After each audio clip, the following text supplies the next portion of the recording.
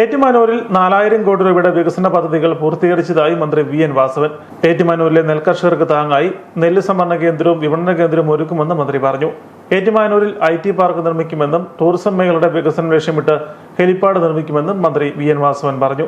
ഏറ്റുമാനൂരിന്റെ സമഗ്ര വികസനം ലക്ഷ്യമിട്ടാണ് പദ്ധതികൾ രൂപകൽപ്പന ചെയ്യുന്നത്.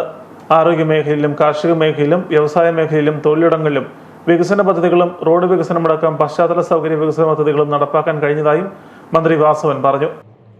2 വർഷം കൃത്യമായി കഴിഞ്ഞ് 2023 ജൂലൈ 17 അതിരമ്പുഴ പള്ളി ഓഡിറ്റോറിയത്തിൽ വെച്ച് ആദ്യത്തെ റിവ്യൂ മീറ്റിംഗ് സംഘടിപ്പിച്ചിരുന്നു.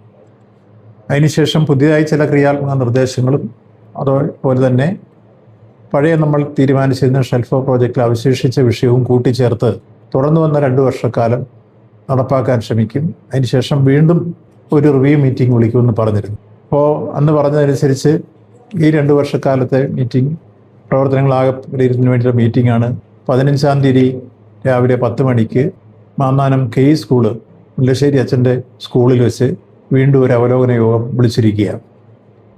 അപ്പോൾ കഴിഞ്ഞ 4.5 വർഷക്കാലത്തെ ഈ നിയോജകമണ്ഡലത്തിലെ ഇതുവരെ നടന്നിട്ടുള്ള എല്ലാ പ്രവർത്തനങ്ങളും ഇപ്പോൾ ഓൺഗോയിങ് പ്രോജക്റ്റ് എത്രയുണ്ടോ അതും എല്ലാം കൂട്ടിച്ചേർത്തുകൊണ്ട് അവിടെ അവതരിപ്പിക്കും.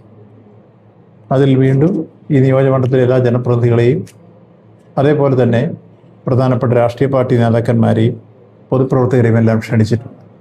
15-ാം തീയതി മാന്നാനത്ത് വികസന പദ്ധതിയുടെ പ്രോഗ്രസ് റിപ്പോർട്ട് പ്രകാശനം നടത്തുമെന്നും മന്ത്രി കൂട്ടിച്ചേർത്തു.